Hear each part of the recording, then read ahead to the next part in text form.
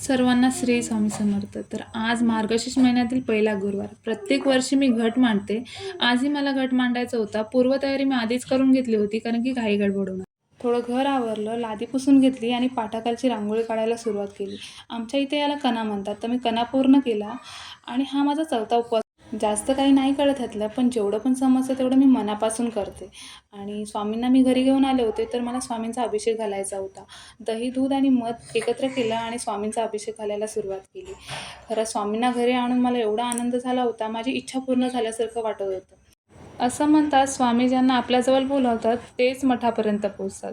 तशीच मी पळसदरीला मठात गेले होते आणि तिथूनच ही मूर्ती घेऊन आले होते. वाटीमध्ये थोडंसं पाणी घेतलं, पाण्याने अभिषेक घातला, वरून थोडी फुलं घातली आणि स्वच्छ फडक्याने स्वामींना पुसून घेतलं.